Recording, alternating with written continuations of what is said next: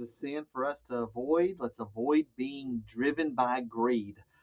The priest sold, or I should say this, the Levite in Judges 18 sold his soul to the devil, essentially. He was doing whatever he wanted for money. He is in charge of a false god, an idol. And then we see with him being driven by greed, he then is going to side with this. With the tribe of Dan that's going to come up and take him away. So let's see what happens here. If you remember, the tribe of Dan is taking over the land in the north because they weren't happy with what God had given them in the central region of Israel.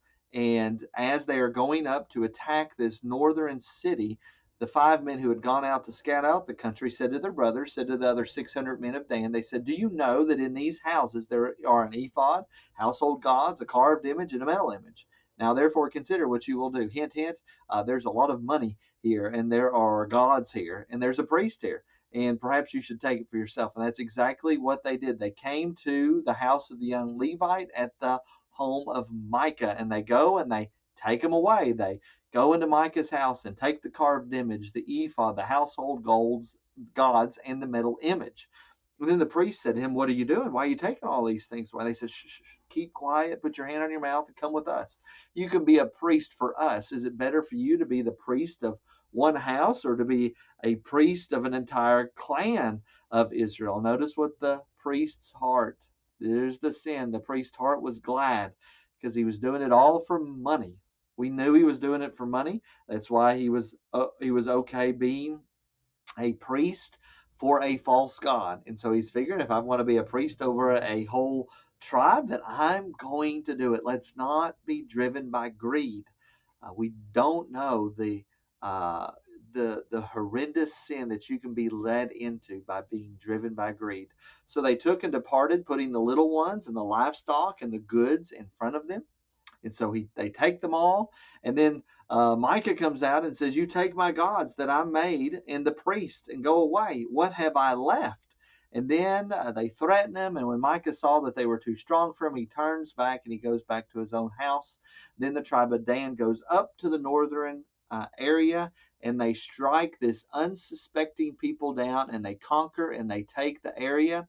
They rebuild the city, and they lived in it, and they called the city Dan. So oftentimes when you read the Old Testament, you'll hear this phrase, from Dan to Beersheba. Dan is the most northernest, is the most northern city in Israel. Beersheba is going to be down there in the south. So when they're saying from Dan to Beersheba, they're essentially saying from Maine to Florida, or from Maine to California, saying the entire area. And so Dan is that city where the Danites went and they settled up in the north because they were not happy with the land that God gave them in the central part of Israel. Notice what they did in verse 30. They set up carved image for themselves, and obviously a sin. And then notice who Jonathan, who this Levite, he's a descendant of. He's a descendant from Moses. He's from the family of Gershom. He's from the family of Moses. How far the legacy of Moses has went downhill. Look at how the descendants are behaving. We are in a terrible situation. And that's what the book of Judges is really setting us up for, is to realize Israel is in a dire situation. They need a king.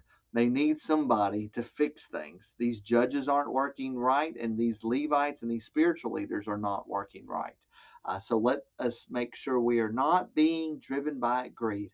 Pray that's been a help and a blessing to you, and I'll see you in the next video.